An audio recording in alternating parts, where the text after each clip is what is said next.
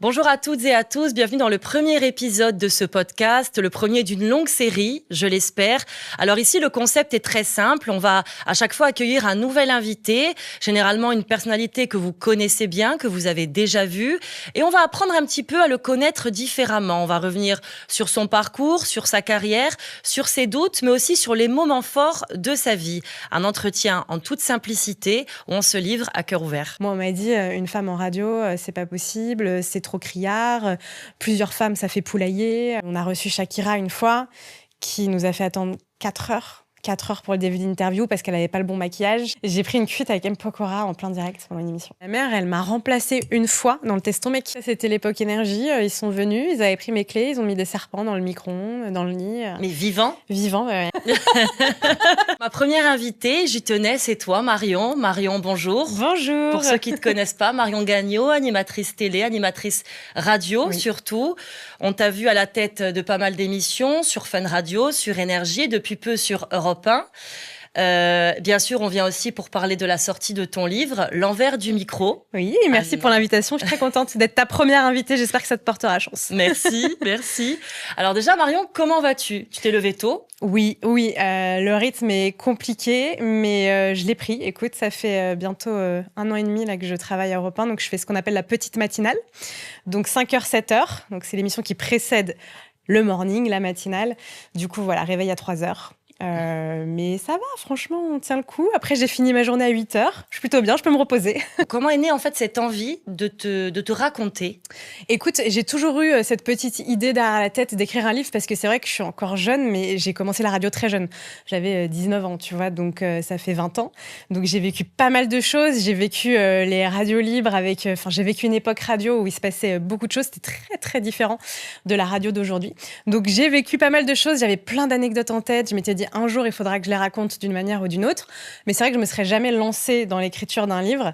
Mais l'éditeur d'Ashbook m'a contacté, m'a appelé et m'a proposé justement d'écrire ce livre. Donc déjà, ça m'a donné quand même un premier déclic. Je me suis dit, bon, bah là, on t'accompagne, on t'offre la possibilité de le faire, faut le faire.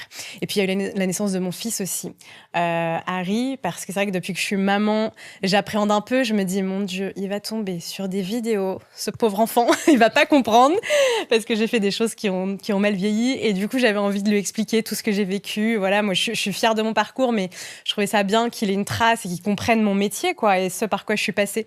Donc voilà, je l'ai écrit aussi pour lui. D'ailleurs, ce qui est intéressant, c'est que dans ce livre, tu t'adresses directement à ton fils. Oui. C'est comme si ce livre, en fait, lui était dédié. C'était une forme d'héritage. Oui. Est-ce que tu as eu aussi envie de lui transmettre un petit peu tes valeurs et aussi peut-être l'envie de faire un métier passion ? En fait, alors déjà, pour moi, c'était plus facile de l'écrire en m'adressant à mon fils. Je sais pas pourquoi, ça venait plus naturellement. C'était plus simple. Je trouve que j'avais un vrai but. Donc, les mots venaient plus facilement comme ça. C'est aussi pour ça que je l'ai fait. À travers mon fils, il y a aussi tous les auditeurs qui me suivent et les gens. Voilà, je voulais l'offrir à tout le monde, ce livre. Mais c'est vrai que ça m'a aidée. Et oui, bien sûr, j'ai envie qu'ils comprennent que, déjà, qu'il faut pas trop se fier à ce qu'on voit. C'est ce que j'explique dans le livre, que oui, c'est un métier qui est joli, qui apporte plein de choses, qui vend du rêve, comme on dit, mais derrière, il y a beaucoup de stress, beaucoup de boulot au ventre, beaucoup de choses. Donc, j'avais envie de lui montrer ça déjà, de vraiment prendre du recul par rapport aux choses. Et évidemment, de lui dire, fais ce que tu aimes, fais ce que tu as envie, vis ta vie à fond. C'est vrai qu'il y avait ce message-là aussi. Je vais d'ailleurs reprendre une citation qu'on découvre au début de ton livre. « Je n'aurais jamais imaginé faire de la radio, moi, la petite angevine rejetée à l'école. » Pourquoi ce destin te semblait si impossible ? Déjà, comme je le dis, je viens d'Angers. J'ai aucun contact dans les médias à la base. J'ai des parents qui sont très, très loin de cet univers. Ce que je connais de la télé, moi, c'est ce que je regarde. C'est des programmes, d'une jeune adolescente. Mais sinon, il y a vraiment rien qui me prédestinait à ça. J'étais timide. Je parlais jamais en public. J'étais très, très solitaire. J'avais pas beaucoup d'amis. Donc vraiment, c'était même pas quelque chose que j'osais imaginer. Mais pas du tout, en fait. Le déclic est venu bien plus tard, quand j'ai commencé mes études supérieures, où je me suis ouverte, où voilà, j'ai un peu découvert la vie seule, etc. Mais avant, non, vraiment, c'était pas du tout dans mes projets, quoi. Très loin de ça. Et pourquoi la radio ? La radio, c'est venu... Alors, j'ai toujours écouté un peu la radio sous ma couette, comme toutes les adolescentes de mon âge, mais j'étais moins passionnée par la radio que la télé, c'est vrai. Mais la radio, déjà parce que c'est une question d'opportunité. C'est offert à moi, en fait, quand j'ai fait mes études, j'ai rencontré une jeune femme, son frère était animateur. voilà, ça m'a permis d'intégrer une radio, de faire des stages, etc.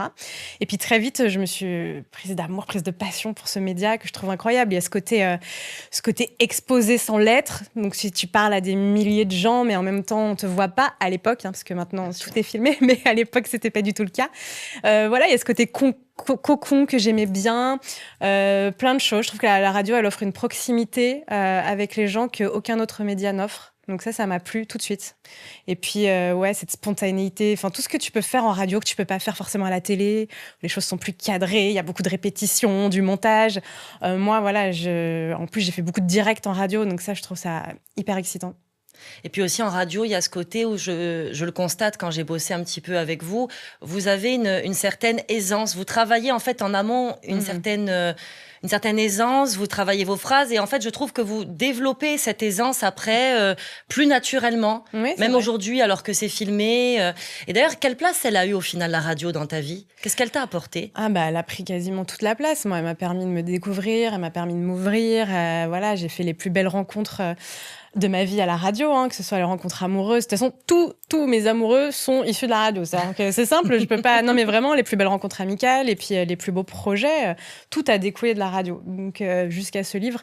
Donc non, elle a pris toute sa place et t'as raison, il y a ce côté aisance, spontanéité. En fait, quand on passe par la radio, je pense qu'on est capable de faire plein de choses, notamment la télé, etc., plutôt que le sens inverse. C'est vrai, c'est vrai. Voilà, quand t'es habitué à ce média, ça t'offre pas mal d'opportunités, ouais.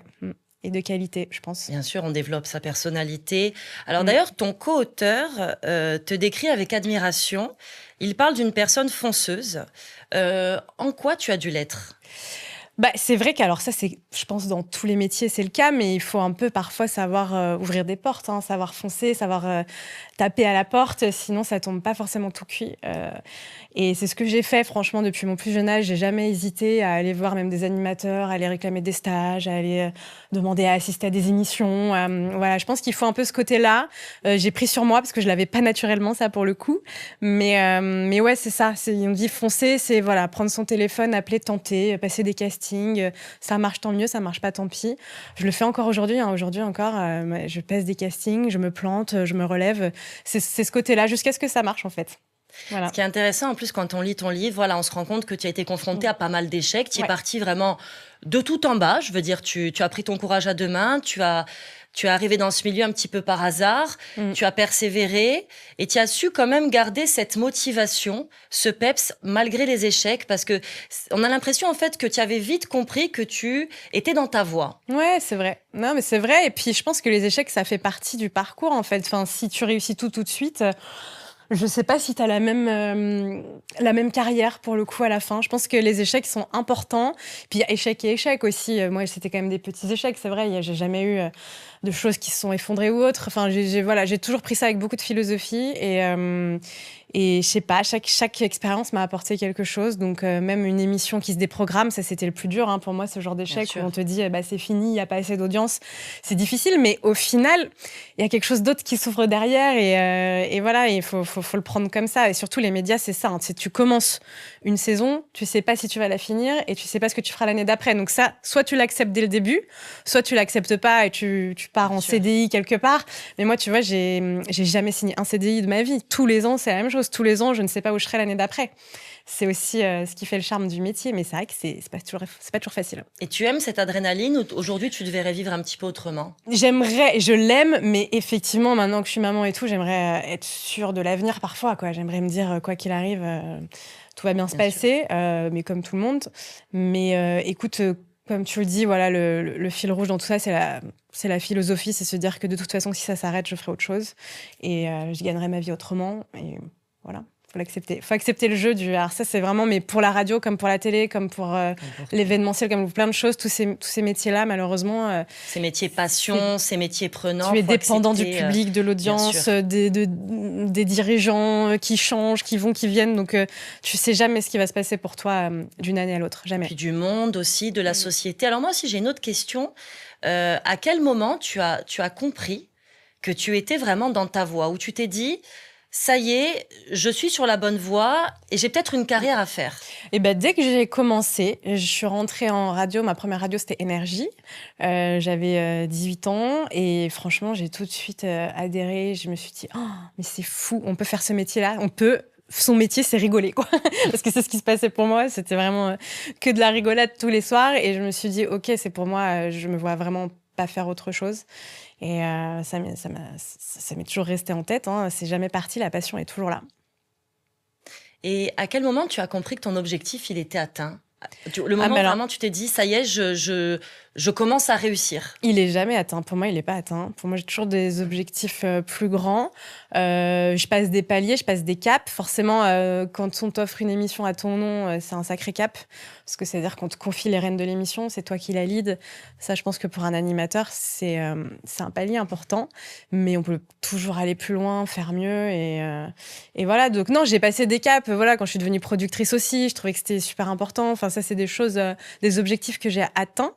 Mais non, moi, je vois toujours encore plus grand. Et pour moi, je me dis pas, ah, c'est bon, ça y est, j'ai fait ce que j'avais à faire, terminé. Hein. Non, j'espère que je vais atteindre d'autres objectifs encore. Tu parles aussi beaucoup de tes débuts au Standard, Ouais. Une période que tu juges comme étant formatrice. D'ailleurs, ce qui est marrant, c'est qu'il y a ce petit cap que tu as franchi où d'un coup, par un heureux hasard, tu te retrouves à l'antenne, tu te retrouves à intervenir. Est-ce que là aussi, tu t'es pas un petit peu dit... Ah, ça y est, je touche un peu du bout de doigt ce milieu, ou même pas? Bah, même pas parce que, en fait, alors déjà, ce qu'il faut savoir, c'est que quand tu faisais du standard à l'époque, des libres antennes et tout, t'étais quasiment automatiquement à l'antenne. Donc, je savais un petit peu qu'en étant standardiste, on allait m'interroger sur des choses, etc. Donc, j'avais déjà pris ça en compte.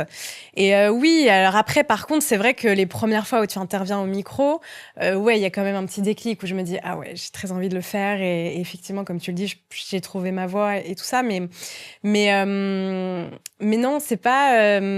J'ai oublié la question. C'est pas grave. C'est pas grave. C'est pas grave. C'est juste ce moment, moi, ce qui m'avait fasciné quand j'ai lu ton livre, c'est que vraiment tu commences. Oui. T'es au Standard. Je veux dire, tu te retrouves un peu là, voilà, par hasard. Mais tu sais que en général, on commence par le Standard. C'est un peu, c'est un peu le poste le plus formateur. Bien sûr. Parce que t'es en lien avec les auditeurs. Toute l'émission repose sur toi, sur ce que tu vas proposer avec les histoires des gens. C'est un peu, ouais, il y a beaucoup d'animateurs qui sont passés par le Standard ou la réalisation ou des postes comme ça. C'est très rare quelqu'un qui arrive et qui devient animateur sans avoir fait un peu du back-office. Donc oui, c'est vrai que c'était une case très importante pour moi. J'ai fait de nombreuses années, même quand j'étais co-animatrice, j'étais en même temps encore standardiste. Donc j'avais la double casquette. Bon, après, j'ai arrêté, mais ouais, ça a fait partie de ma vie longtemps, ça a plusieurs années, le Standard. Et le jour où on t'a proposé ta première émission, ouais. Ça a dû être le... Ouais, c'était dingue. Alors, j'étais donc à l'époque co-animatrice auprès de Coé sur Énergie. Et du coup, c'est le directeur des programmes de Fun Radio qui m'avait contacté, qui m'avait dit, voilà, moi, je cherche à lancer un programme avec... alors, c'était un duo avec 2 femmes. J'aimerais que tu sois l'une de ces femmes. Est-ce que tu veux qu'on se rencontre? Donc là, ouais, je me suis dit, waouh, incroyable, parce que j'étais vraiment personne à ce moment-là. J'étais genre, je faisais quelques interventions, mais voilà, je m'estimais pas du tout animatrice. J'avais jamais rien proposé dans ce style-là. Et du coup, il m'a dit, mais si, moi, je te vois bien là-dedans. Donc, il m'a mis en contact avec l'autre jeune femme que je connaissais d'ailleurs très bien, qui est Anne So. On a très vite fait des essais et c'est comme ça que ça s'est fait. Et quelques mois après, on était à l'antenne toutes les deux sur Fun Radio, du coup. Est-ce que tu as dû te façonner une certaine image pour être animatrice radio, avoir une identité un petit peu à l'antenne? Non, moi, je suis toujours restée moi-même. Par contre, ce que j'ai dû faire, c'est prendre confiance en moi. Parce que là, forcément, tu peux plus t'excuser d'être là. Tu peux plus... Quand tu es co-animatrice, tu te caches derrière l'animateur. Hein. Tu parles quand tu as envie. Si tu fais une sortie de route, c'est pas très grave. Ça repose pas sur toi. Là, quand tu es animateur, tu dois gérer une équipe. Tu dois leader l'émission. Tu dois accompagner les auditeurs de A à Z. Donc là, il faut prendre confiance en soi. Il faut y aller. Il faut plus s'excuser. Ça, c'est quelque chose, je me suis fait violence très vite parce que parce que moi, j'avais pas l'habitude. Mais sinon, non, je suis restée moi-même. Je me suis pas inventé une personnalité pour être animatrice. Je pense que ça, les gens l'auraient très, très vite vu. Et ça fonctionne pas. Hein. Les gens qui se créent un rôle ou ce genre de choses, je pense que ça marche pas. En gros, donc pour toi, il faut pas forcément se créer de toute pièce un personnage. Il faut juste un petit peu développer ce qu'on a déjà un peu à l'intérieur de soi. Exactement. Il faut forcer un peu le trait. Il faut vraiment, voilà. Mais je pense que si tu joues un rôle, ça se sent. Les gens n'adhèrent pas. Les gens, comme on se le disait au début, ont besoin d'authenticité en radio. Donc voilà, ce qu'il faut, c'est pas être trop pudique. C'est-à-dire que si t'as pas envie de parler de toi et de montrer qui t'es, vaut mieux pas faire ce métier parce que les gens, ils ont envie de te découvrir vraiment et de s'attacher à toi. Donc non, juste forcer un peu le trait, voilà, pousser un peu les choses, pousser le curseur, mais rester soi-même, je pense. D'ailleurs, encore une fois, il y a une citation que je vais te piquer, qu'on trouve dans ton livre. Il faut mettre son amour-propre, ses complexes, sa timidité de côté, accepter de rire, surtout de soi. Oui. Comment tu as travaillé tout ça ? En fait, ça c'est venu naturellement. Déjà, j'ai vu tous les autres le faire. Donc, parce que j'ai évolué, j'ai commencé dans des équipes qui avaient vraiment peur de rien, qui étaient un peu sans limite, qui parlaient de tout. Donc, j'étais direct dans le bain. Donc, forcément, moi, ça m'a mis à l'aise pour être comme ça aussi. Et c'est vrai que ça contrastait beaucoup avec mon enfance, avec qui j'étais avant, etc. Je sais pas, ça m'a un peu libérée. D'un coup, je me suis dit, c'est trop bien, on peut parler de tout. Et puis, je pense que la clé, c'est de pas penser au fait qu'on est écouté. Je pense que tous ceux qui font par exemple de la télé-réalité te diront faut oublier les caméras. Là, je pense que c'est un peu pareil. Il faut oublier les auditeurs et c'est comme ça que tu vas donner un peu des choses et te livrer et raconter des trucs. Et parfois, je me disais mais comment j'ai pu dire ça à l'antenne ? Je me disais mes parents, mon Dieu. Et puis après, je me disais en fait, c'est le jeu, c'est marrant. Et voilà. D'ailleurs, tes parents, comment est-ce qu'ils ont accepté ton métier ? Est-ce qu'ils l'ont compris déjà Alors oui. Alors ma mère surtout, elle espérait quand même autre chose pour moi. Au début, ça l'a un petit peu inquiétée. Voilà, les médias, tous les a priori qu'on peut avoir, voilà, forcément que les parents peuvent avoir, ils les avaient. Donc elle était un peu inquiète. Elle imaginait pas forcément ça, mais très vite ils ont compris que je m'en sortais bien, que ça me permettait de gagner ma vie, que j'arrivais à rebondir à chaque fois. Et du coup, ils m'ont suivie. Après, ils m'écoutent pas. Hein. Ils m'écoutent pas, c'est compliqué pour eux. Maintenant, sur Europe 1, si, mais à l'époque, ce que je faisais, c'était un style d'émission beaucoup trop décalé par rapport à eux, ce qu'ils aimaient. Et puis, c'était trop compliqué d'entendre leur fille faire des choses. Tu sais, j'ai fait quand même des rubriques un peu sexy et tout. Je pense que quand t'es parent, faut prendre le recul. Hein. Ils écoutaient pas. Mais ils m'ont jamais blâmé. Ils m'ont toujours dit bravo. Enfin, aucun souci. D'ailleurs, tu parles de cette époque, où on faisait des choses un petit peu plus folles. On va y revenir tout à l'heure. Mais est-ce que tu pense qu'il y a une grande différence quand même entre avant et aujourd'hui. Ah ouais, rien à voir. Et surtout, en quoi il y a des différences Écoute, je pense que la société, déjà, elle a évolué. Il y a 20 ans, on ne faisait pas les mêmes choses, de manière générale, pas forcément dans les médias qu'aujourd'hui. On n'avait pas les mêmes valeurs. Il y a des choses qui passaient, on le voit beaucoup, qui passeraient plus aujourd'hui. Il y a des choses qui ne nous choquaient pas à l'époque, qui nous choqueraient aujourd'hui. Donc, c'est totalement différent. C'est vrai et d'un côté, tant mieux. Parce qu'aujourd'hui, avec le recul, je vois des choses que moi j'ai fait ou qu'on a fait. Et je me dis, en fait, non. Tu vois, tout simplement, nous, à l'époque, on faisait beaucoup de défis. Des défis vraiment très saugrenus qui étaient vraiment... c'est simple, on désignait une personne dans l'équipe, notamment quand j'étais sur Énergie. Et puis, on le bisutait, finalement. Donc, nous, ça nous faisait rire. Sauf qu'en fait, maintenant, tu vois, on parle beaucoup du harcèlement, de ce genre de choses. Est-ce qu'en fait, on n'a pas aussi incité des gens à finalement rire des autres ou, est-ce qu'on renvoyait pas ce côté-là en mode... Rire des autres sans leur consentement, sur des choses qui peuvent potentiellement les blesser, alors que vous, ça partait d'un bon sentiment. Ouais, on se rendait pas compte. Nous, ça nous faisait marrer. Mais en fait, on véhiculait des choses qui, forcément, peut-être avec le recul, on se dit, pas terrible. Mais tout ça, à l'époque, on pouvait pas le savoir. Enfin, tu vois, nous, on était dans une bienveillance en vrai, mais voilà, heureusement que les choses ont évolué, c'est plus la même radio, les limites sont plus les mêmes. Ce qui faisait rire à l'époque, la grande époque des canulars où on rendait fou les gens et tout, aujourd'hui, je pense que tu vois, ça me mettrait mal à l'aise de faire un canular, de déranger quelqu'un, de le harceler par téléphone, je le ferais plus aujourd'hui. À l'époque, ça me menait même pas à l'idée. Moi, je pensais qu'au résultat à l'antenne. Donc, c'est bien qu'on ait pris le recul sur ces choses, c'est bien que les choses évoluent. Après, parfois, je trouve que c'est... Voilà, ça manque un peu de fun aussi, du coup. Il faudrait le juste milieu. Mais non, ça a changé. Ça a beaucoup changé. Et est-ce qu'on se laisse dépasser par le show quand on vit oui, des complètement. choses comme ça ? Non, mais complètement. J'ai fait une émission nue. Non, mais tu te doutes bien que ça, je me suis complètement laissée dépasser par l'engouement, les événements, les choses. Enfin, je veux dire, là, aujourd'hui, tu me dis ça, je suis maman et tout, jamais je refais ça.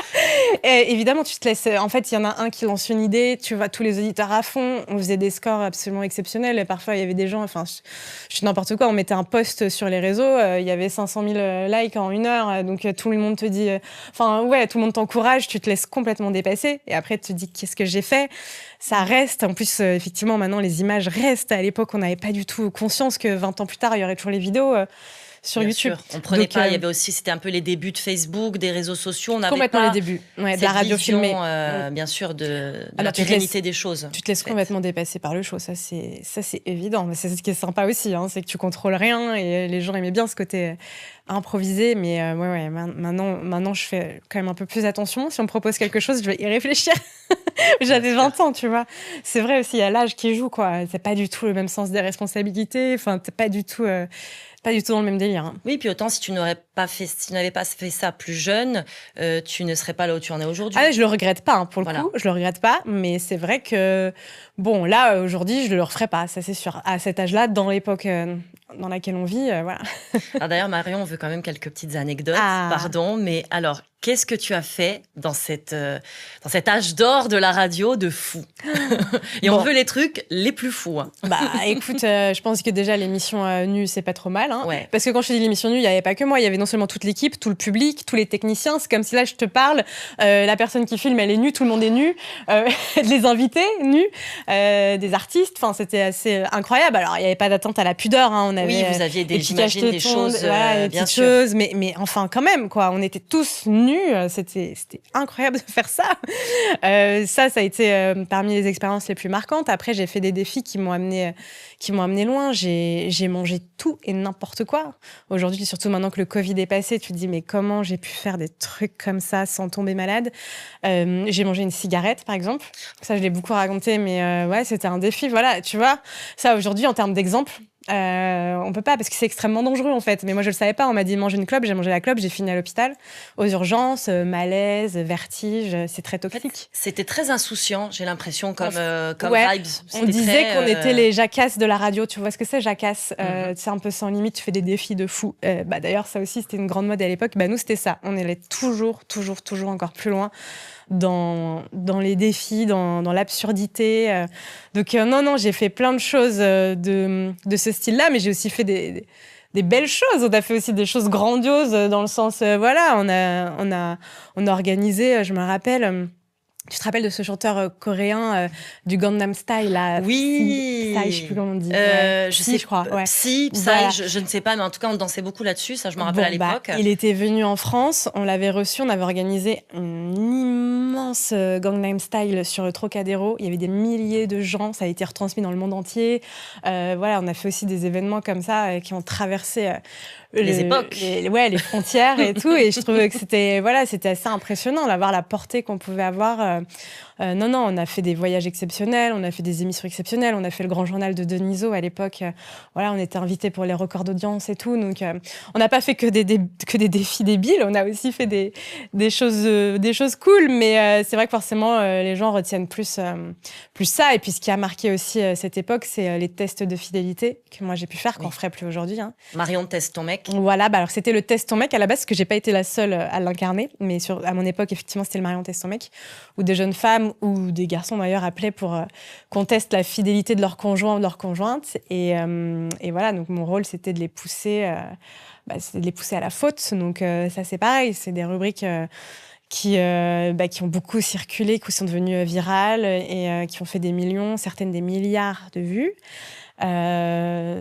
Tu ne les verrais plus aujourd'hui. Si quelqu'un lance un test de fidélité aujourd'hui, ça passe pas. On se dirait, elle casse un couple, qu'est-ce qu'elle raconte? Je disais des énormités en plus. Je disais des trucs de fou.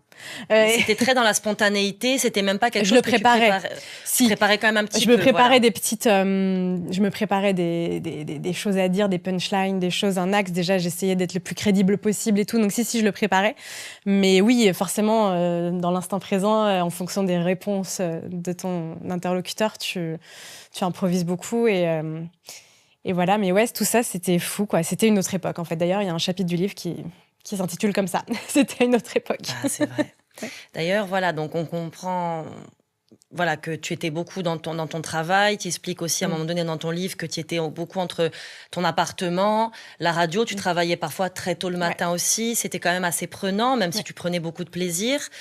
Est-ce qu'il y a un moment aussi où tu t'es dit, en fait, je suis connue et je m'en rendais pas compte? Par exemple, quand tu parles de ce moment où vous arrivez à Cannes et que là, tu sors de la voiture et il y a des gens qui crient ton nom. Ouais, on s'en rendait pas compte. Mais c'est vrai que quand tu fais de la radio, c'est difficile à quantifier, en fait, les gens qui te suivent, les gens qui te connaissent.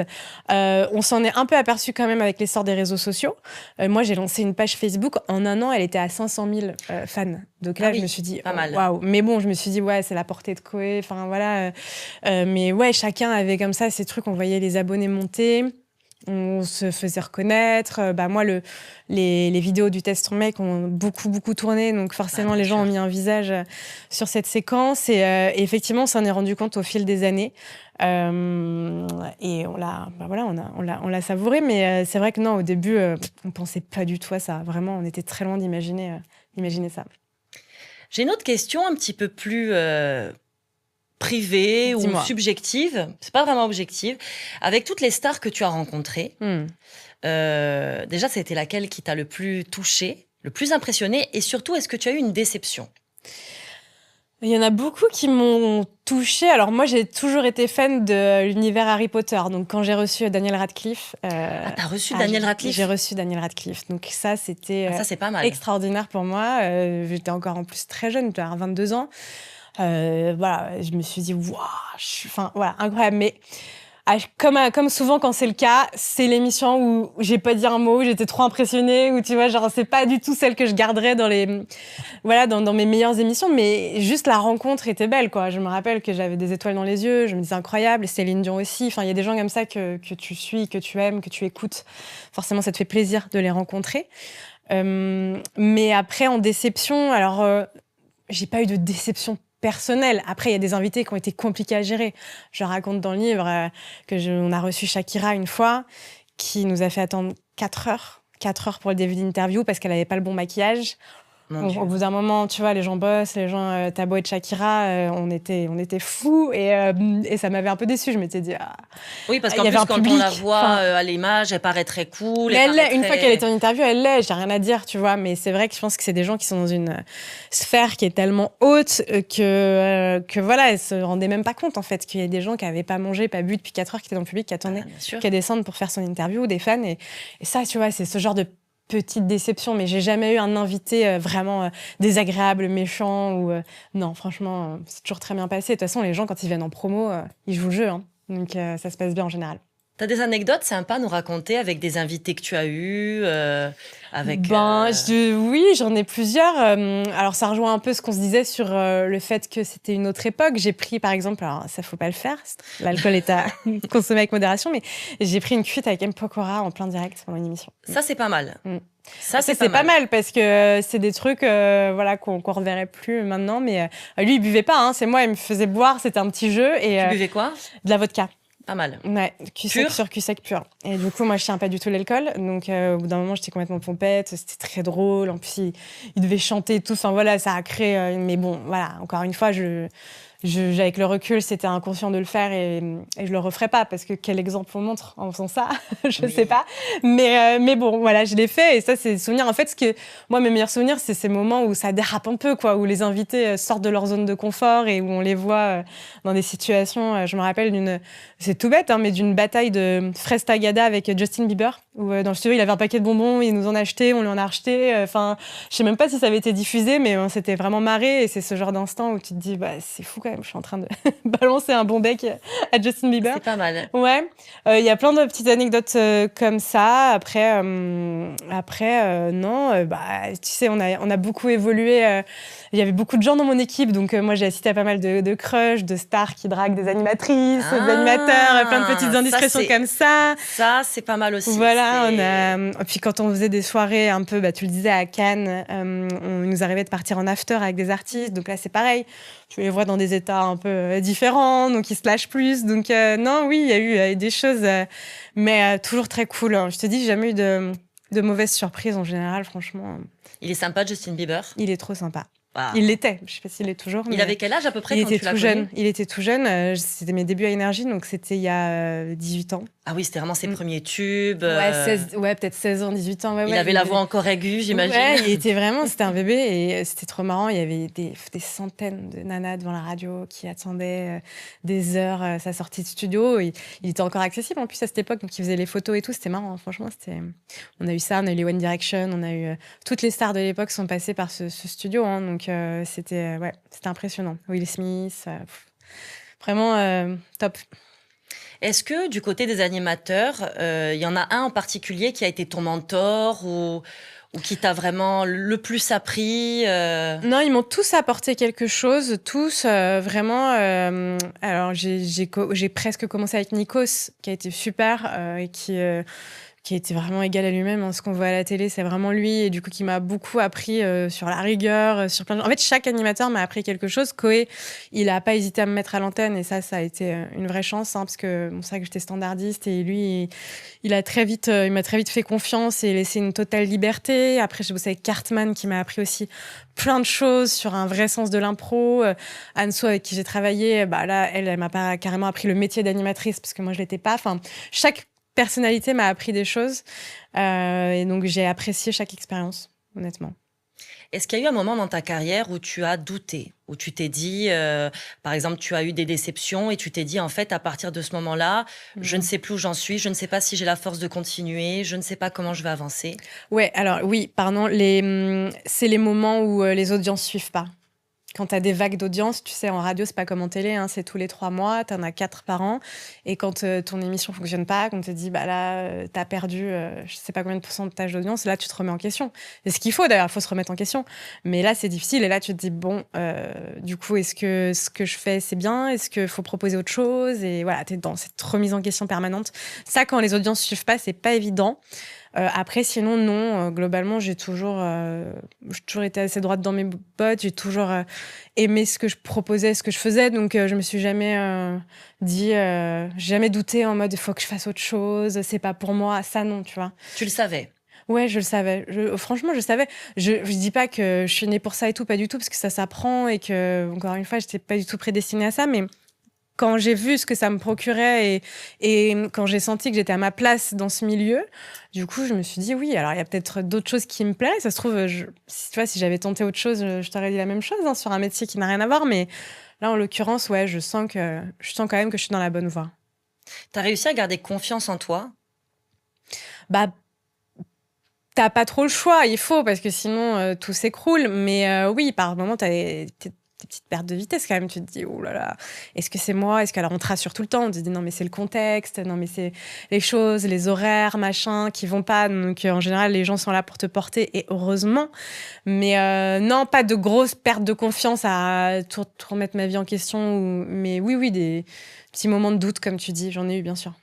Et comment on fait face au doute? Faut être bien entouré. Faut être très bien entouré. Faut avoir des gens comme moi qui sont pas du tout dans le métier autour de toi et qui te disent non mais c'est pas si grave en fait. Enfin, c'est des audiences, on s'en fout. Enfin, les prochaines seront les meilleures. Qui te disent que c'est pas toute parce que toi quand t'es dans ce milieu, t'as l'impression que c'est toute ta vie. Et la radio, tout tourne autour de ça. Tu te dis tout peut s'arrêter machin, et d'avoir des gens dans ton entourage qui te disent tranquille. Enfin, c'est rien en fait. C'est même pas la vraie vie ton truc. Donc ça c'est très important. Et après, sinon, comment on fait face, c'est le mental aussi. Le mental, se dire, OK, allez, je vais leur montrer. On y va, on fonce et c'est reparti, quoi. Faut pas se laisser abattre. Et ça, c'est dans tous les domaines, je pense. Puis ce qui est beau aussi, c'est de te dire que tu donnes un peu de toi-même. C'est vraiment ta personnalité que tu montres aux gens. C'est ce qui plaît aussi. Ouais. Et en fait, je pense que dans ces moments-là, quand tu vois que les choses ne marchent pas, la difficulté, ça doit être aussi de se dire, c'est pas moi qui ne plaît pas, en fait. Faut pas que je prenne pour moi ces choses-là. Mais ça peut être toi, en plus, qui ne plaît pas. C'est possible, tu vois, que tu sois pas à la bonne place au bon moment. Mais ce qu'il faut, c'est pas se dire, c'est pas grave, je ferai autre chose et je m'adresserai à une audience qui, elle, appréciera. Enfin, tu sais, parfois aussi, c'est ça, hein, c'est une question de moment, de place. Mais c'est vrai qu'il faut avoir ce recul de se dire, OK, ne remets pas tout en question, ne change pas, ne deviens pas quelqu'un d'autre pour essayer de plaire. Non, ça, c'est encore pire, je pense, de faire ce genre de choses. Donc ça, ouais, t'as raison, c'est important. C'est quoi le meilleur conseil qu'on t'a donné dans ce métier pour réussir? Le ou les ou... C'est hyper bateau. C'est hyper bateau ce que je veux te dire, mais c'est vraiment sois toi-même. Et ouais, ne prends pas trop les choses au sérieux. Ça, c'est dur parce que voilà, quand t'es passionné, c'est difficile. Mais voilà, célèbre animateur qui dit souvent la télé, c'est que de la télé. Bon, bah, la radio, c'est que de la radio. On sauve pas des vies. Enfin, voilà, parfois, on fait une mauvaise émission. Celle du lendemain sera mieux, sera meilleure. Il faut vraiment avoir ce recul. Et pas rester voilà, il y a des jours où on est moins bon, c'est normal, il faut vraiment très vite oublier, passer à autre chose, se dire qu'on est humain et pas prendre les choses au sérieux. Est-ce que ça a été compliqué d'être une femme? Ouais, c'est vrai que dans ce milieu, ça a été compliqué de s'imposer en tant que femme. Alors ça va mieux aujourd'hui, je trouve, je sais pas, je pense que t'en es Oui. bien placée pour le dire aussi. Il y a de plus en plus de femmes qui prennent de la place, qui émergent, qui travaillent dans les médias, et tant mieux. Mais c'est vrai qu'il y a 20 ans, il n'y avait pas tant que ça dans l'univers de la radio. Nous, les femmes, on était souvent reléguées au rôle de seconde, de potiche, de voilà, celle qui donne les cadeaux, la météo, l'horoscope, et basta. Des femmes qui leadaient des émissions, qui drivaient des émissions. Il y en avait quelques-unes, mais franchement, c'était pas énorme. Et c'est comme tout, les choses ont évolué dans le bon sens. Et maintenant, c'est très courant. Et maintenant, il y en a de plus en plus. Et voilà, mais moi, j'ai connu des réflexions et des remarques vraiment d'un sexisme pas possible. Ah ouais. Moi, on m'a dit, une femme en radio, c'est pas possible, c'est trop criard. Plusieurs femmes, ça fait poulailler. On peut pas... Ah oui. Ouais, on m'a Ah dit oui. ça. On m'a dit, c'est compliqué de mettre trop de femmes à l'antenne. Les auditeurs préfèrent les voix d'hommes, on m'a dit ça aussi. Alors, sur quelles études ça se basait, je ne sais pas, mais on me l'a dit. Aujourd'hui, je l'entends plus.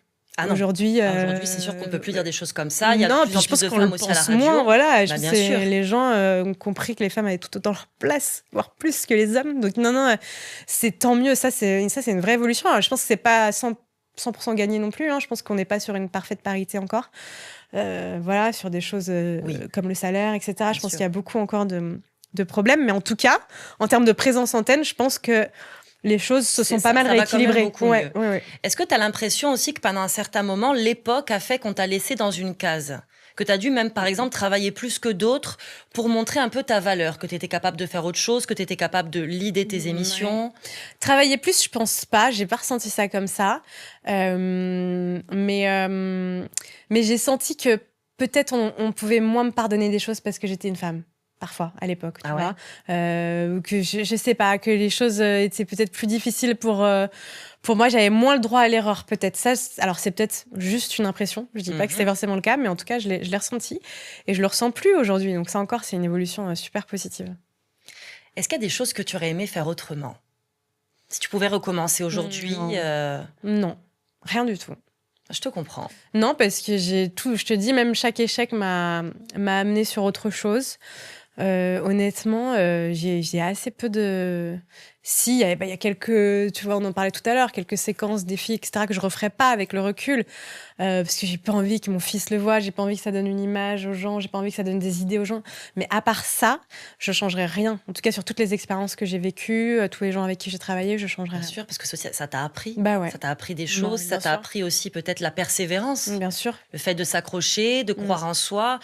Comment d'ailleurs t'as fait toi pour croire en toi tout au long de ta vie comme ça, face à ces échecs, face à... Là, encore une fois, je pense que j'étais très bien entourée. Voilà, les gens qui te donnent confiance, qui te reboostent. Je pense qu'il y a le soutien des auditeurs aussi. C'est vrai qu'en radio, on crée une sorte d'attachement, il y a un lien de fidélité un peu. Il y a des gens, moi, qui me suivent depuis le tout début. Ça fait presque 20 ans qu'ils sont là et qui m'écrivent toujours. T'as des auditeurs type, voilà. Ça fait 15 ans, qui sont là, qui t'écrivent, qui ont grandi avec moi, qui me disent « mais je t'écoutais, j'avais 12 ans, aujourd'hui j'ai le coup de vieux », mais ils sont là. Et eux, par exemple, c'est vrai que quand dans un moment de doute, c'est toujours agréable de lire leurs messages, leur soutien. Donc voilà, tout ça, tout ce soutien qu'on peut récupérer de l'extérieur comme ça, il aide quand même à tenir. Et sinon, c'est une question de mental, de mindset, de toujours se dire écoute, au pire quoi, ça s'arrête quoi, tu vois. Bien sûr. Bon. Puis tu restes focus sur tes objectifs et de toute façon, tu arriveras à faire ce que tu veux dans la mesure où tu y mets de la bonne volonté, de l'énergie et aussi que tu restes toi. Oui. Très important. Exactement. Est-ce que tu as une époque préférée?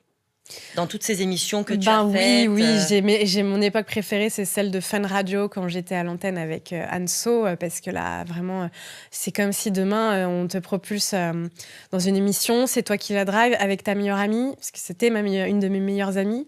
On rigolait tellement, on faisait tellement des choses incroyables. Ils nous ont laissé un espace, mais incroyable. Personne nous disait rien, on pouvait faire ce qu'on voulait. On voyageait, on partait... on se levait le matin en disant on a envie de faire une émission au ski, on partait faire une émission au ski. Enfin, je veux dire, c'était les fameuses délocs. Les fameuses délocs. Non, mais c'était vraiment la cour de récré et c'était exceptionnel. C'est avec tes potes tous les soirs, des gens que tu choisis, parce que c'est mon équipe, je les ai choisis, c'était des potes. Et on se marrait de A à Z, quoi. Toute la journée, le soir. Donc, ouais, là, c'était quand même assez exceptionnel. Puis il doit y avoir un moment où tu te dis, faut pas que j'oublie en fait que je suis au travail. Oui. Je m'amuse. Et en même temps, c'est ce qui plaisait aux auditeurs, c'est ce côté Bien genre sûr. ah ouais, ils ont zéro limite, on dirait pas qu'ils travaillent, machin. Et c'est vrai qu'on disait souvent ça avec Anso. Parfois, on coupait le micro, on disait mais là il y a des gens qui nous ont écoutés, là on a dit des choses terribles et parfois on essayait de se dire ok, on est quand même à l'antenne, attention. Mais oui, faut l'avoir en tête. Il y a des gens qui écoutent quand même. Ah oui, ça. Ouais. Mais ta famille aussi, est-ce qu'il y a des choses que tu leur as fait faire un petit peu folles? Ah bah oui, ma famille. Tu sais, à partir du moment où tu fais de la libre antenne, de la radio libre comme ça, tu mets toute ta vie sur la table. Donc forcément, dès qu'il t'arrive une anecdote, une histoire personnelle, tu la racontes. Donc souvent, ça implique tes proches, voilà, tes conjoints, tes parents, tes grands-parents, n'importe. Donc au fil des mois et des années, les auditeurs connaissent tes proches. Et donc effectivement, ça nous arrivait régulièrement de les appeler, de les piéger. T'as déjà piégé ta mère ou ton père à l'antenne? Ah ben, plein de fois.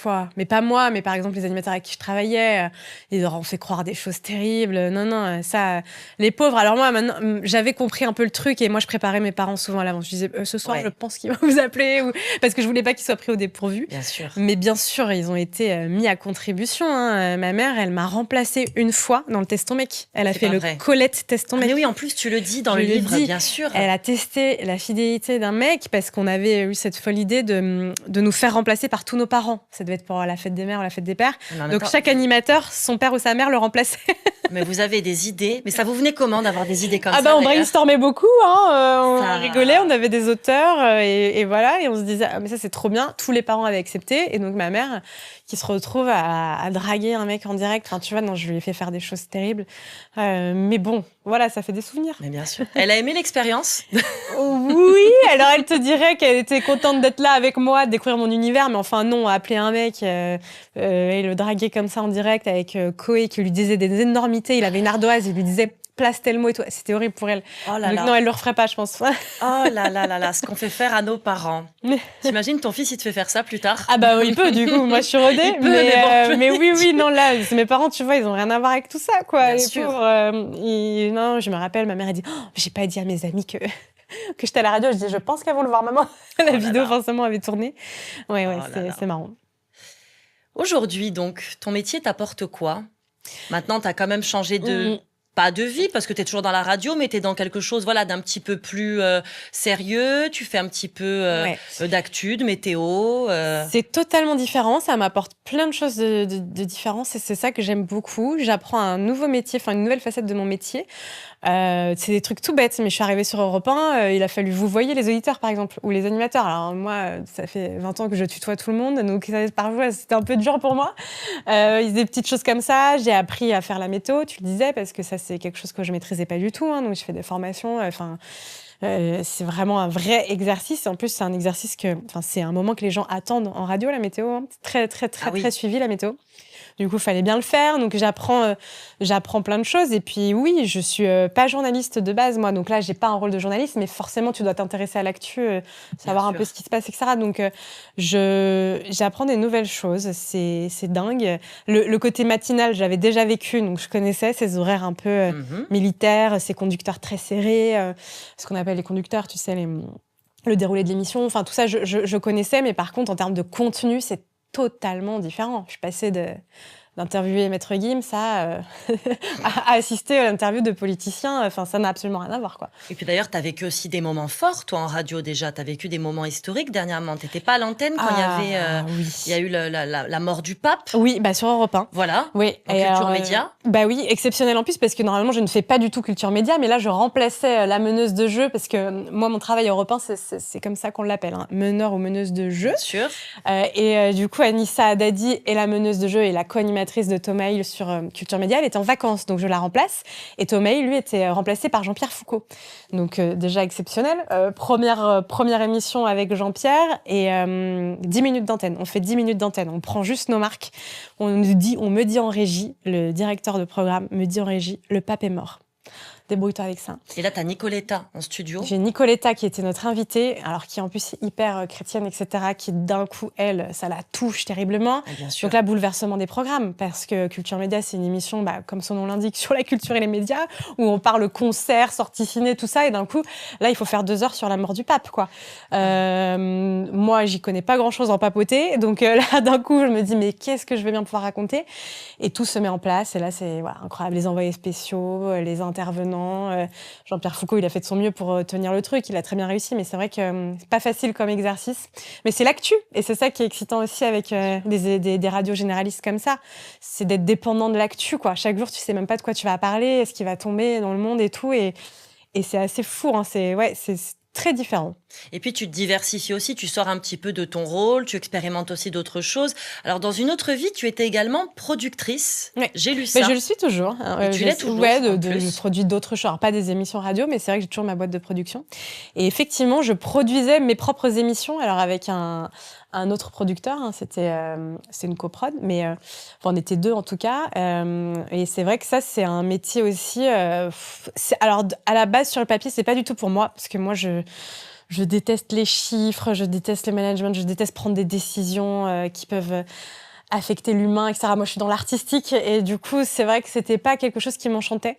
Mais en même temps, c'est important aussi de comprendre tout ça. Le fonctionnement. Ouais, de comprendre ça. Et c'est très bien aussi d'être indépendant. En fait, quand tu es producteur, ça veut dire en gros, hein, pour résumer, la radio va te donner une enveloppe, tu te débrouilles avec cette enveloppe, c'est toi qui gères. Et ça t'apprend quand même pas mal de choses. Du coup, voilà. Après, quand tu repasses employé, tu comprends peut-être des décisions aussi que tu n'avais pas forcément en tête avant. Donc il faut apprendre à gérer des budgets, faut apprendre à se séparer des gens, faut apprendre à recruter, faut apprendre à gérer une comptabilité, il y a plein de choses, hein, faut des déclarations SACEM, enfin tellement de choses. Là, la production, ça regroupe tellement de choses. Donc ça, c'est une nouvelle corde que j'ai ajoutée à mon arc qui est importante, mais c'est pas ce que je préfère dans mon métier. Je serai jamais que productrice, j'en suis pas capable. C'est pas fait pour moi. Je m'y intéresse, mais de loin, quoi. Heureusement que je suis entourée sur cet aspect-là. Et d'ailleurs, c'est vrai qu'aujourd'hui, on voit beaucoup d'animateurs qui produisent leur propre émission. Bah oui, c'est plus rentable en général. Déjà, c'est plus rentable en général. Tu as plus d'avantages à produire et puis tu peux te diversifier. C'est ça qui était aussi intéressant. C'est quand tu es producteur, si par exemple l'émission que tu portes s'arrête, tu peux en monter d'autres, en financer d'autres. Tu peux être sur plusieurs choses en même temps. Donc, c'est pas mal. C'est intéressant. On va revenir rapidement aussi sur tes petits passages à la télé. Tu as eu aussi une période où tu intervenais en télé. Oui. Il y avait la chaîne Non-Stop People. Ah oui, c'est vrai. Qui n'existe plus. Non. Tu as fait aussi Énergie 12. Qui n'existe plus. Sûr, qui n'existe plus. Le chat noir de la télé. On a trouvé le chat noir de la télé, voilà. Non, ça n'a rien à voir avec mon époque parce que c'était il y a longtemps. Mais effectivement, écoute, ça, c'est des opportunités qui sont arrivées forcément avec la radio. Mm-hmm. Déjà, la radio te permet d'être invité. Moi, j'ai fait beaucoup la promotion de mes émissions sur des plateaux télé, etc., ce qui te familiarise quand même avec le milieu. Et puis oui, on m'avait proposé ça, Énergie 12. J'étais chroniqueuse, je faisais des petites rubriques sur les nouvelles technologies, sur plein de choses. Non-Stop People, c'était des petites rubriques culturelles. C'est bien parce que c'est vrai que ça t'apprend autre chose, de gérer un prompteur, regarder une caméra. C'est un autre style, c'est du direct aussi, mais c'est différent, la posture. Enfin, moi, j'ai bien aimé mes expériences télé. J'aimerais bien en refaire, mais il faut que le programme me corresponde vraiment, parce que ça, c'est pareil, quoi. On m'a proposé des choses en télé, j'étais obligée de refuser. T'as proposé quoi, par exemple ? Tout ce qui touche... Alors, J'aurais pu peut-être creuser du côté de la télé-réalité en animation, etc. C'est pas que j'aime pas parce que je la consomme et je la regarde, mais c'est vrai que ça te met vite dans une case. C'est pas forcément ce que j'aime faire.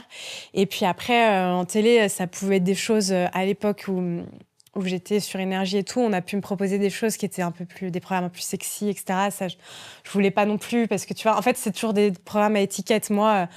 Aujourd'hui, je suis maman, j'aimerais bien faire une télé qui me ressemble, qui correspond à ma vie d'aujourd'hui. Donc pourquoi pas en refaire, mais tu vois, j'ai jamais eu l'opportunité vraiment pour passer le cap d'en faire tous les jours. Jamais. D'accord. Mais là, aujourd'hui, tu te focalises vraiment sur ton travail à Europe 1 et idéalement, tu aimerais bien, si tu as une opportunité d'être à la télé, ce serait dans un cadre plus, plus qui te ressemble, plus sérieux, plus... Ouais, pas forcément sérieux, mais où j'ai des choses à raconter et à apporter, surtout. Je le dis dans le livre, j'ai passé le casting l'année dernière des maternelles, tu vois. Oui. Ça, c'est une émission que j'adore regarder parce que je trouve qu'elle est passionnante. Il y a plein de conseils pour les jeunes parents, etc. Ça, c'est le genre d'émission que j'aurais pu ou que j'aurais aimé faire, certains talk-shows aussi. Mais non, je ferais pas de la télé pour faire de la télé. Hors de question, ça m'intéresse pas du tout. Je préfère la radio largement.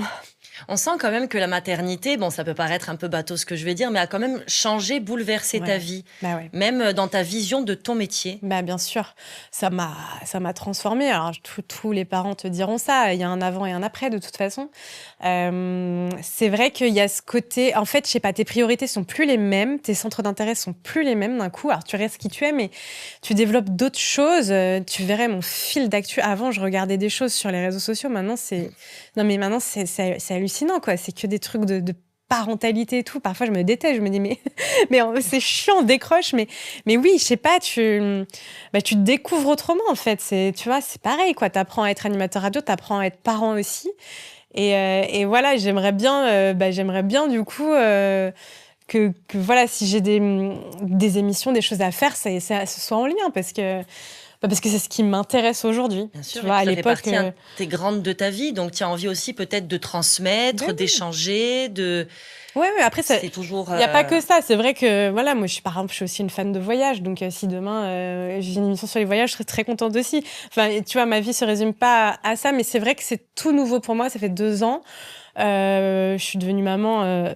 pas tard, parce que maintenant, il n'y a plus d'âge, mais tu vois, j'ai bien vécu ma jeunesse avant. Et du coup, maintenant, c'est vrai que je suis à fond là-dedans et j'ai envie d'offrir le meilleur à mon fils. Et j'ai fait aussi plein de bourdes et tout, de choses où je me dis, du coup, je trouve qu'il y a un partage d'expérience qui peut être sympa aussi avec les autres parents. Donc, ça a pris une grosse place, t'as raison. Alors, on va passer à une petite partie un petit peu plus marrante, même si on rigolait déjà bien jusqu'à présent. Un questionnaire un peu improbable. D'accord. Alors, pardon, Marion. Je m'excuse par avance, mais alors j'ai lu que tu avais la phobie du lait, déjà. La galactophobie. Je crois que ça s'appelle comme ça, je suis pas sûre, mais je déteste le lait, c'est terrible, ça me donne une nausée terrible. Depuis que je suis toute petite, j'ai arrêté le lait, j'avais 1 an, je crois. Ma mère m'a dit, t'as rejeté les biberons. Je déteste la texture, l'odeur. Je sais que tout le monde me dit, ça sent pas, mais si, pour moi, ça a une vraie odeur. La couleur, je trouve ça horrible et ça me donne des nausées. Voir quelqu'un qui boit du lait, ça me retourne l'estomac. Ah oui, donc tu n'aurais pas pu être mariée avec quelqu'un qui boit du lait tous les matins. Parfois, mon mec le fait pour m'embêter. Mais après, ceci dit, depuis que je suis maman, ça m'a un peu forcément réconciliée. Alors, j'ai pas le choix. Mais le lait en poudre, c'est un peu différent déjà. Déjà, c'est toi qui le fabriques. Y a tout ce rapport est un peu différent. Moi, c'est vraiment le lait écrémé là en bouteille. Je peux pas. Je te jure, ça me dégoûte. La vision t'horripile. La vision m'horripile. Tout m'horripile. Et t'imagines bien qu'en radio, quand tu confies ce genre d'anecdotes, tout le monde essaie de te pousser dans tes retranchements, donc on a essayé de m'en faire boire toute ma vie et à chaque fois ça se finissait par du vomi. On t'a déjà fait le coup de te mettre du lait dans ton café ça va. Si, par exemple, même les yaourts et tout, ça va. C'est vraiment le lait pur, je peux pas. On m'a fait prendre un bain de lait à la radio. Pour surmonter ma phobie, c'était une émission où on devait vous étiez sadique. On devait tous surmonter nos phobies, tu vois. Donc, celui qui était phobique du clown, il y a un clown qui arrivait, enfin, ce genre de choses, les serpents, enfin, t'imagines. Et moi, c'était le lait. Je l'ai fait, mais c'est horrible. On t'avait mis d'ailleurs une fois des serpents chez toi, non ? Oui, aussi. J'aime pas trop les serpents non plus.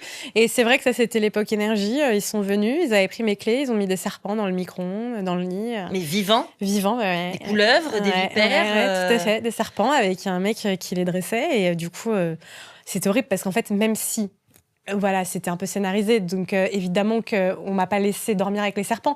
Mais en fait, dans ma tête, j'avais toujours ce truc, mais et s'il en a oublié un, quoi. Ah oui, tu te dis là, il en Tu vois sort ce que un je veux sous le dire lit, un sous le... Moi, je crois que j'aurais pas dormi chez moi pendant des semaines. Bah hein. ouais, j'ai flippé, j'avoue. Alors, à autre chose, j'ai lu que tu imitais l'accent anglais comme personne. L'accent belge. Ah, belge. Alors l'accent anglais, je le maîtrise justement pas du tout. C'est un vrai problème. Apparemment, C'est-à-dire c'est un délire quand tu parles anglais. Ah bah je suis nulle en Je anglais. te comprends, moi aussi, moi, c'est une cata. hein. J'ai C'est- pas du tout. J'ai pas. Je regrette tellement. J'espère que mon fils, vraiment, je vais l'envoyer à l'étranger. Je sais pas, mais c'est un vrai manque ça. Non mais parfois vraiment, quand je dois annoncer des titres en anglais à la radio, je me dis c'est pas possible cet accent. Vas-y, fais-nous un titre en J'en anglais. sais rien, moi. ce matin, c'était la chanteuse Luce Saint. Son titre, c'est Shoot You Did. Bah, moi, je dis Shoot You Did. Je fais pareil Shoot que You toi. Dead. Je fais pareil que toi. Non, mais Moi, tu c'est vois, une j'ai cata. pas C'est l'accent une cata. vraiment fluide et tout. Je suis pas fluente. Donc, bon, après, on en a beaucoup joué. Mais il faut que je travaille là-dessus parce que c'est. Voilà. Ça Ma fait un carrière petit charme internationale ne aussi. s'ouvrira jamais. Oui, pourquoi pas. Par contre, je maîtrise très bien l'accent belge. Ah oui, c'est pas mal. C'est pas mal. Pas mal. Une fois ou deux fois? Une fois. Ah là là. C'est quoi ta citation préférée? Alors là, ma Ou citation. une que tu aimes bien? Je sais pas du tout. Il y a la très classique qui me correspond bien, c'est qui ne tente rien n'a rien. Parce que ça, c'est vrai. Si j'avais pas tenté, j'aurais rien eu. Donc, il faut foncer. On s'en est parlé au début. Bien sûr. C'est vraiment bateau, hein, mais je pense que c'est tellement réel, en fait. C'est tellement réel. Il peut rien t'arriver si t'oses pas. Rien. Donc ça, c'est celle, à la limite, qui m'inspire le plus. Après, il y en a certainement des plus drôles, mais celle-là, elle me correspond bien. Une chose que tu fais le matin pour te motiver? Bah, tu sais, le matin, pour moi, c'est 3 heures du mat. Donc, c'est Oui. compliqué de me motiver à 3 heures. Mais je me mets. Donc, je me prépare en vitesse. Et ce qui me motive, c'est parce qu'en plus, j'ai de la route. Hein, donc, je conduis. C'est de me mettre des podcasts, justement. D'écouter des témoignages, des podcasts. Ça me tient éveillée, ça me motive. Et j'adore ça. Je consomme beaucoup de podcasts. Ça peut être du témoignage, ça peut être du crime, du fait divers. Ça peut être. J'adore. Ouais, les ça te podcasts. stimule le cerveau Ouais, en fait, dès le matin. ça me met dans le mood et tout. Ça te réveille. Ouais, et puis tu sais, j'ai l'impression d'avoir une présence, d'écouter des gens parler et tout. Tu vois, ça m'accompagne je comprends. dans la nuit, comme ça, j'aime bien. Je comprends tout à fait. Est-ce que tu as une astuce anti-trac avant de prendre l'antenne ou... Non, pas vraiment. Anti-trac, je pense pas. Tu sais, c'est un peu comme quand tu vas passer un examen, on te dit tout le temps de la veille, limite, de pas réviser, de lâcher prise. Bah, moi, en général, c'est ce que je fais avant l'antenne. Je sais même plus ce qui va se passer dans l'émission, j'y pense pas. Je bosse la veille, mais avant, voilà, j'écoute mes podcasts, je prends mon café, je rigole avec les collègues. Et Tu te laisses porter par le truc. voilà, quand je suis dans l'émission, je suis dans l'émission. Mais si tu intériorises trop, si tu penses à ce qui va arriver, si tu commences à te mettre des pressions quelconques, je pense que le trac augmente. Donc, je déconnecte un peu. T'as raison. Perso, je fais pareil. Ok. Est-ce que t'as un porte-bonheur? Non, pas du tout. J'essaye de pas m'attacher à ça parce que ça, c'est pareil. Je me dis, j'en ai eu, hein, mais tu l'oublies en une fois, ça te déstabilise. Enfin, tu vois, je trouve qu'il faut pas faut pas que les choses reposent comme ça sur un objet ou sur une manie. Je préfère, voilà. Mais par contre, je suis très superstitieuse. Par exemple, si j'ai des idées un peu noires ou autres, je vais toujours me toucher la tête en mode ça n'arrivera pas. Ce genre de du petites bois, choses. sinon aussi. Voilà, touche du bois. Ça, je fais, mais j'ai pas d'objet porte-bonheur. Et est-ce qu'il y a quelque chose que tu aimes mais que t'assumes pas d'aimer? Ouais, les programmes à la con à la télé. Ah, vas-y, c'est quoi? J'adore tous les programmes. Je regarde la télé-réalité, je regarde toutes les émissions de dating, L'amour est dans le pré, je regarde tous les trucs un peu où les gens voilà, se mettent à nu. J'adore ça. Les programmes un peu... Ouais, c'est pas très culturel, hein, tout ce, je regarde pas Arte, par exemple. Je suis vraiment branchée. Il n'y a pas de jugement. Non, Y a mais pas je suis de branchée jugement. télé-divertissement à mort. Et puis, j'ai un petit faible aussi pour les histoires de crimes, de serial killer et tout. C'est vrai que ça me passionne, ça fait flipper mon mec. Je suis pas la seule, hein, je sais que c'est... Mais il me dit, mais comment tu peux consommer Oui, en fait, autant t'es de vraiment le choses cliché de la personne qui s'endort avec... ou qui Sans se réveille. problème. Voilà, mais même qui s'endort tout simplement avec le... Alors, il a été découpé, il a été... on te latte dans les oreilles sans problème, ça me... Ouais, je sais pas Pas pourquoi, mal. mais ça, je pense que c'est très... Ouais, il faudrait qu'il y a des psys qui se sont penchés là-dessus, mais c'est très étonnant d'être passionné par ce genre de récit, mais oui, voilà, sinon, non, rien de fou. Est-ce qu'il y a un autre détail qu'on ne sait pas sur toi que tu peux nous livrer aujourd'hui? Voilà, je pense que j'ai tellement tout dit. Oui, je sur pense moi. qu'on a fait le tour. Je pense qu'on a Non, fait le mais tour, là, je suis vraiment, d'accord. même... Mais au pire, si quelque chose nous avait échappé... Non, honnêtement, je réfléchis, mais je pense que tout est dit. En tout cas, ce qui est sûr, c'est que tout est dit dans le livre. J'ai vraiment fait attention à tout dévoiler pour que les gens voilà, aient des petites surprises. Non, si ça me revient, je te dirais, mais je pense que tu sais tout. Bon. Et pour terminer, ta chanson préférée? Ma chanson préférée. En tant qu'animatrice radio, as-tu une chanson préférée un peu? J'ai des chanteurs préférés que j'aime beaucoup. Moi, j'aime bien les trucs un peu à l'ancienne, genre Red Hot, ou les trucs tu sais, qui te motivent un peu. J'adore Bruno Mars. J'adore. Oui. Ouais. Tu vois, je parle pas anglais, mais je les écoute quand même. Bien sûr, bien sûr. Et je t'en parlais tout à l'heure. J'ai mon côté fangirl, karaoké, qui adore chanter sur du Céline Dion. En voiture, j'adore. Avec mes copines et tout, Céline Dion, je m'en lasserai jamais. Je connais toutes ses chansons. Donc, c'est laquelle que tu... j'irai où tu iras pour que tu m'aimes encore, pour que tu m'aimes encore. Ah oui, pour que tu m'aimes encore, elle est belle. Si je suffisais d'aimer. Voilà. Très girly tout ça, mais on adore. Ouais, c'est girly, mais en même temps, c'est des vrais textes et c'est Céline, quoi. Et puis ça traverse les générations. Voilà, c'est comme ça. Ouais. Non, Céline, voilà. Si je dois choisir une chanson, ce sera celle de Céline Dion. Voilà. La Très bien. C'est noté. Et pour la suite, alors, Marion? Qu'est-ce qu'on peut te souhaiter pour la suite? Qu'est-ce que tu aimerais faire? Écoute, j'aimerais déjà que ça continue. On en a parlé, c'est un métier instable, donc moi j'espère toujours avoir du travail, que ce soit à Europe 1 ou ailleurs, mais je suis très bien à Europe 1. J'ai envie de bosser, j'ai envie de faire de l'antenne, donc ça j'espère que ça va continuer le plus longtemps possible. J'ai envie de continuer à porter ce livre dont je suis très fière et je te remercie d'en avoir parlé aujourd'hui. Donc ça c'est pareil, faire vivre ce projet parce que autant les émissions, je pense qu'elles peuvent se multiplier, autant un livre, je pense que j'en ferai qu'un. Parce qu'avant que j'ai à nouveau le réservoir d'anecdotes qui soit rempli, il va se passer pas mal d'années. Donc, tu sais, des fois, ça arrive beaucoup plus vite. C'est possible, c'est ce que je disais. C'est possible. Mais là, déjà, à Europe 1, c'est vrai que je me dis, waouh, je pourrais peut-être refaire un tome 2 bientôt. Ah oui. Mais faire vivre ça. Et puis continuer dans ma petite vie de maman. Multiplier les projets. J'ai lancé un podcast aussi. Oui. Qui s'appelle comme ton livre, L'envers du micro. J'en lance un autre très bientôt qui est basé sur du témoignage et ça marche bien et je suis contente. Et c'est vrai que, regarde, on le voit, c'est des formats qui permettent tellement de liberté, qui sont tellement sympas, qui sont tellement faciles à consommer que je pense qu'il y a plein de choses à faire avec le podcast, donc je vais continuer là-dedans aussi. Voilà. L'envie peut-être aussi d'inspirer, de booster les autres, de témoigner de ton vécu. Ouais, on est quand même là-dedans. Si en ce moment, quand on s'intéresse un peu à ton livre, à ce que tu véhicules. C'est vrai, c'est toujours bien de se dire qu'on a pu inspirer des parcours. Moi, j'ai toujours envie de me dire que parfois, il y a des gens que ça peut, tu vois, peut-être ça peut donner des idées de carrière. Tu vois, des gens ne se seraient pas du tout imaginés animateurs radio et finalement, ils se disent « Ah, pourquoi pas, ça peut être pour moi ?» Parce que moi aussi, je viens de nulle part. Moi aussi, j'étais timide. Moi aussi. Et finalement, pourquoi pas? Donc, il y a ce côté-là. Inspiré, t'as raison. Après, c'est un peu prétentieux, mais en tout cas, si ça peut l'être... c'est pas prétentieux. Être inspirante, c'est mon goal.